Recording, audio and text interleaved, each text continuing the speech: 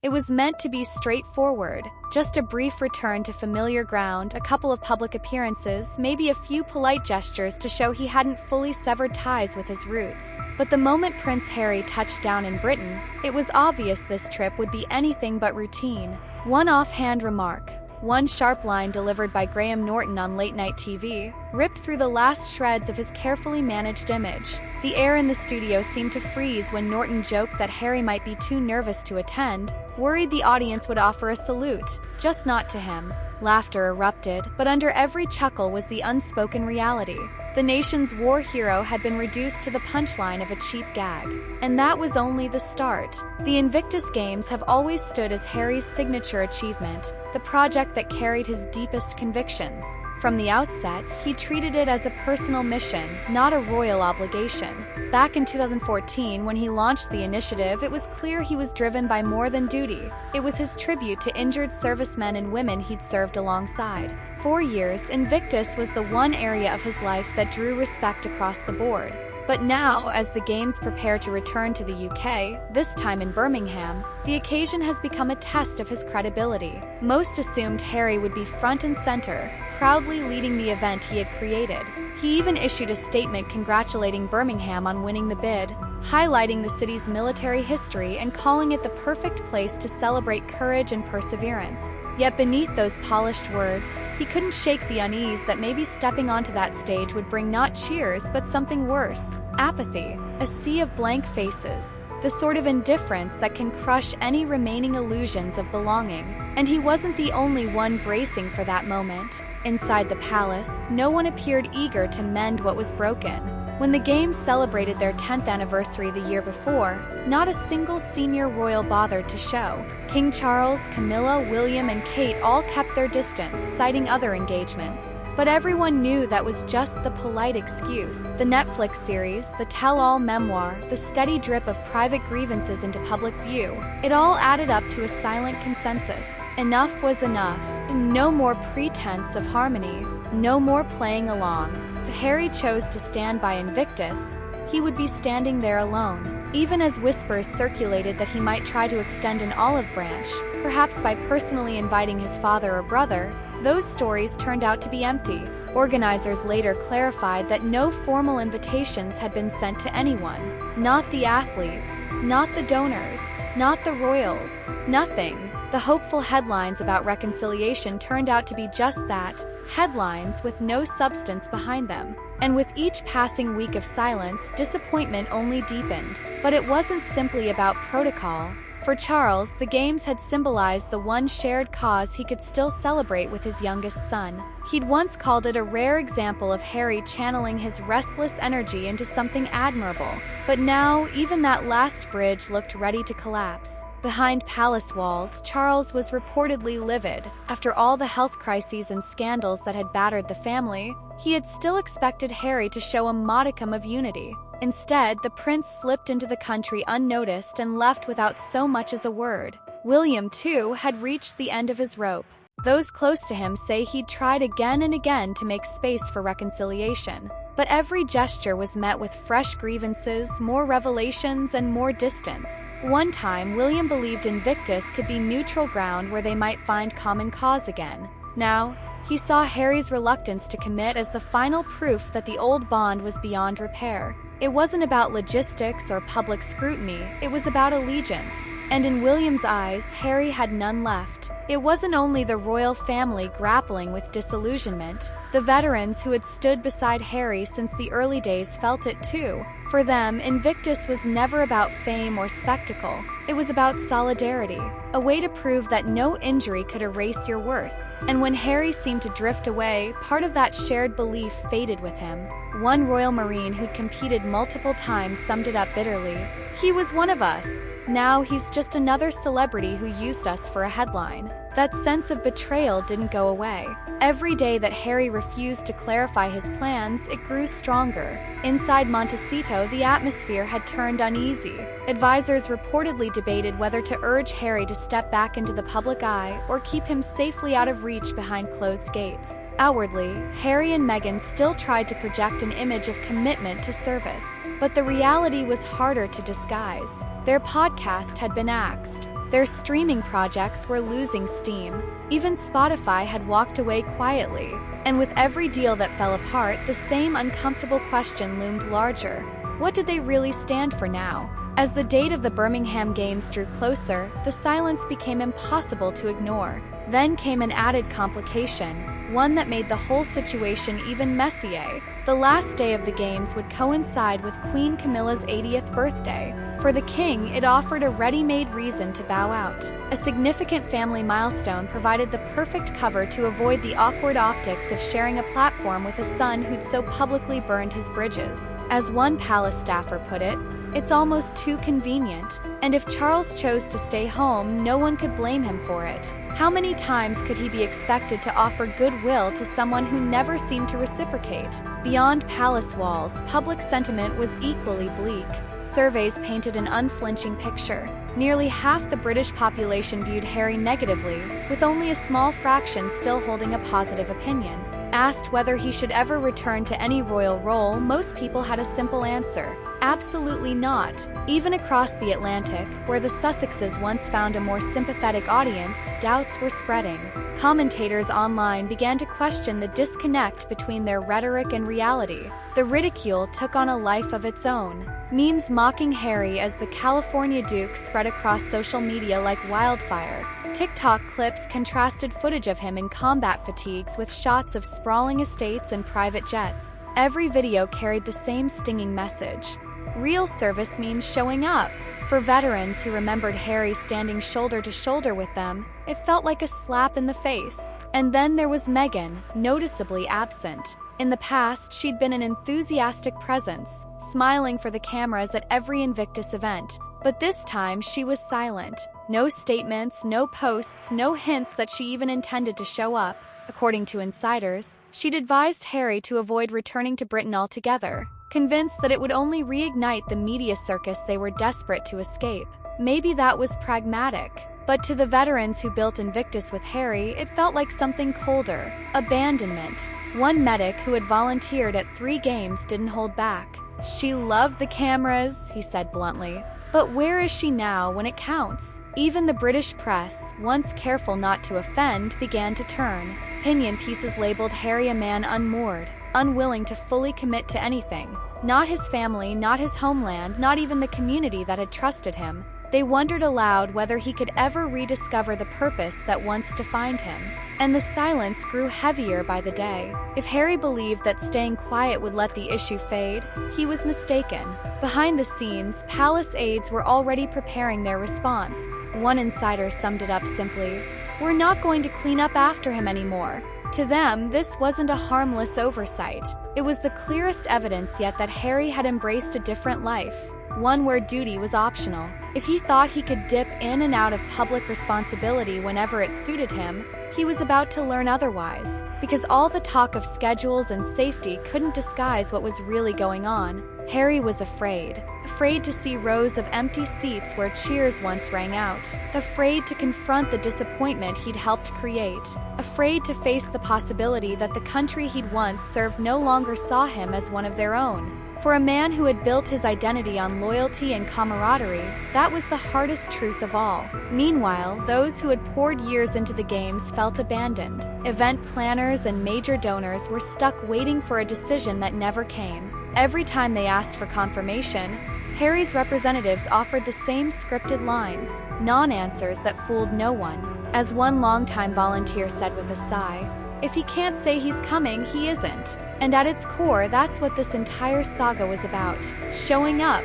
It was about having the conviction to stand before the people who once cheered you on and prove you hadn't forgotten why you started, that you still believed in something greater than your own reputation, that you were willing to face the consequences of your choices.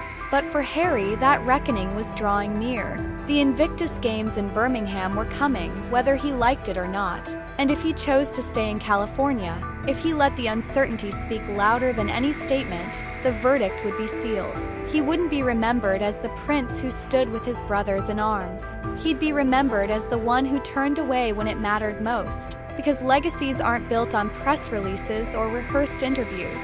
They're built on presence, on the courage to show up when it's hardest. And if Harry can't summon that courage now, maybe that late-night joke wasn't really a jest at all. Maybe it was the sound of a nation's respect slipping away for good. But if you really want to understand why this moment feels so pivotal, you have to look further back, to the years before the headlines and the documentaries, before Harry and Meghan became a brand. Because there was a time when Harry was almost universally admired, not just as a royal, but as a young man who had faced his own demons and chosen to stand alongside those whose wounds were more visible. People forget that in his 20s, Harry was the so-called spare, the one the tabloids gleefully labeled the party prince. They published photos of his every misstep. Nights out at clubs, stumbles out of taxis, the infamous Vegas trip that ended with grainy pictures splashed across front pages worldwide. And yet, for all the scorn and mockery, there was a turning point that nobody saw coming. That moment arrived in Afghanistan, when he wore the uniform not for show, but because he insisted on serving. Those deployments changed him. Soldiers who served beside him often remarked on how unpretentious he was, how he refused to take special treatment even when commanders tried to insist on it. He spent long nights on watch, drank cheap instant coffee with other enlisted men, and quietly learned what it meant to shoulder the burden of leadership when lives were on the line. Those experiences didn't just inform his sense of duty, they shaped the very foundation of the Invictus Games. Because when he came home, Harry was struck by how many of his comrades were struggling in silence. The injuries, the PTSD, the sense that nobody on the outside could ever fully understand what they had been through. He could have walked away, like many royals before him, content to issue polite statements and send checks from a distance. But he didn't. He decided to build something that could be both a celebration and a sanctuary, a place where wounded warriors could remember that they were still part of something unbreakable. Those early Invictus Games were scrappy and uncertain. Funding was tight, venues were smaller, but the spirit was undeniable. When competitors took to the field, you could see the pride and relief in their eyes, a reminder that even in pain they hadn't lost their worth. And Harry was there, every step of the way, clapping on the sidelines, hugging winners and consoling those who fell short. He wasn't just a figurehead, he was a brother in arms. That's the version of Harry people still want to believe in. The man who turned his own struggles into something that lifted others up. The soldier who never forgot what it felt like to be overlooked, underestimated, or misunderstood. Problem is, somewhere along the way that image began to blur. The exit from royal life wasn't an overnight decision, but a slow unraveling that everyone could see coming. Each public clash with the family, every media interview that hinted at hidden grievances, seemed to chip away at the goodwill he'd built over a lifetime. And while many sympathized with his frustrations, who wouldn't bristle at relentless intrusion into private life, there was always a line that people hoped he wouldn't cross. For many, that line was loyalty, because for all the royal family's flaws, and there are many, the monarchy relies on an unspoken understanding that members will set aside their personal grievances when duty calls. Appearances matter, not because they're superficial, but because they symbolize continuity. And every time Harry skipped an event, every time he allowed personal bitterness to eclipse public service, he chipped away at that understanding. Even those who had no interest in royal gossip could sense that something fundamental had shifted. The man who had once vowed to stay true to the spirit of service now seemed more concerned with controlling the narrative. And when that tension collided with the Invictus Games, a cause that had always been above politics, the fallout was inevitable. In Birmingham, organizers have been working around the clock, trying to ensure that the event doesn't become a spectacle. They've pleaded with the press to focus on the athletes, not the headlines about Harry's attendance. But no matter how hard they try, the uncertainty keeps overshadowing everything. Sponsors, too, have started to grow uneasy. Major donors want assurances that the face of Invictus will show up, that the man whose passion once inspired millions hasn't retreated for good. Every time they ask for clarity, they get the same vague responses. He remains committed. He supports the games, he intends to be involved. But intentions don't fill stadium seats, presence does. And that's why so many people feel the weight of this moment. Because if Harry can't find the courage to stand on that stage, if he allows fear or pride or strategy to keep him away, it will confirm what critics have been whispering for years, that the man who once stood for resilience has been swallowed by self-preservation. Even those closest to him can sense the stakes. Friends say that behind the walls of Montecito, Harry has wrestled with the decision in sleepless nights. He knows the optics. He knows how it will look if he stays away. But he also knows that stepping back into that arena means confronting everything he's been avoiding. His strained ties to the country he left behind, the disappointment of those he once called brothers, the cold reception that might greet him from a public that has grown weary of drama. It's a decision no one else can make for him, and it's a decision that will define how history remembers him. Meanwhile, Meghan has remained a conspicuous absence. Those who worked alongside her during earlier Invictus events recall how committed she once seemed, how she spoke passionately about military families and the sacrifices they make. But today, there's only silence. No statements of support, no appearances planned, no effort to remind the public why this cause mattered to her in the first place. And in that silence, many see the truth. Invictus has become a liability, an uncomfortable reminder that not all causes can be controlled or packaged into a brand. Among veterans, the sense of disillusionment is hard to overstate. For them, Invictus was never about Harry's status as a prince. It was about shared pain, shared triumph, shared humanity. When Harry stood beside them, it felt like he was one of their own. Now, as he stays hidden behind closed gates, it feels like a betrayal of the very principles he once fought to uphold. One competitor, who asked not to be named, said it best. "He made us feel like we mattered. Now it feels like we were just a chapter in his story." Those words are repeated in quiet conversations among organizers and volunteers, people who have spent years building something that could outlast any one person's reputation. They're the ones who have to reassure athletes that the games will go on, no matter what Harry decides. They're the ones picking up the pieces of the narrative he left unfinished. And for every supporter still holding out hope, there's another who has already accepted that the man they once trusted isn't coming back. Public sentiment has become a mirror reflecting everything Harry might not want to see. Once, the British press couldn't get enough of his underdog story, the second son who carved his own path, who found redemption through service. Now, the same papers run headlines asking whether he's become exactly what he claimed to despise. Entitled, out of touch, insulated by wealth and celebrity.